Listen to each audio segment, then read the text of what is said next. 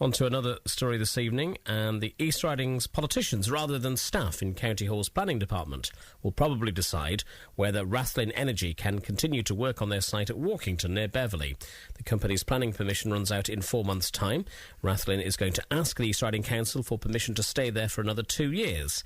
But it could bring the whole issue of gas and oil exploration in East Yorkshire back into the spotlight, because the council says if people lodge legitimate objections to Rathlin's activities at Walkington, then the East Riding's Planning Committee will probably end up discussing the whole matter afresh. Richard Howarth is a spokesman for the campaign group H.E.Y, Frack Off, and he's on the line now. Richard, good afternoon. Do you think, then, that people will object to Rathlin Energy staying there at Walkington? I think it's fair to say that this is one of the East Riding's more controversial planning applications. And given the very high level of public interest in this case, we need to make sure that it isn't simply rubber-stamped through, and that the public, including the local people around the Walkington site, but also people in Hull, because the well does go through the aquifer that supplies all our drinking water. It's really important that people get to have a say, and that it does go through the full planning process.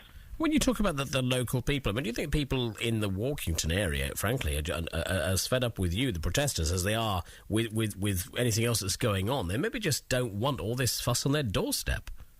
Except that, of course, the villagers in Walkington were very active in the original planning application, so they've been at it a lot longer than the wider community. But this is the reason why it's so important now that it gets heard again, because there's a much higher level of awareness of what Rathlin are actually doing. And that's because the Environment Agency permit has come in since the planning application. So things that we now know that we didn't know before, that wasn't generally available before, is gas flaring that's going to be going off, which is loud and bright, and that wasn't taken into account. Storage of radioactive waste liquids on site, and of course the mini-frack test, where they're pressurising liquid in the shale rock. None of this was available. Yeah, Rathlin keeps saying, they keep repeating this, that they don't frack there, they don't intend to frack there.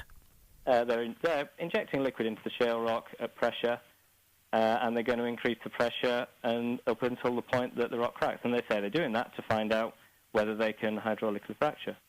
We've also had an opportunity to see just how well the work is going on site, and we've had several incidents at both sites already. The water tank at Crawberry Hill, which is designed to contain spills off the pad, is so rusty it has a hole in the bottom and has been leaking water all over the place. The ditch at West Newton has got full several times. There's also, we've now been aware of emissions from the environment impacts that were done. They didn't take into account the fact that barn owls were nearby, or that hares have been nearby both sites, and at least 2 hares have already drowned in the ditch at West Newton. And these things all need taken into account fully. So, it should be looked at again, and these things taken into account. All right, Richard, thanks for coming on the programme this afternoon. Richard Howarth there from the campaign group H.E.Y, Frack Off.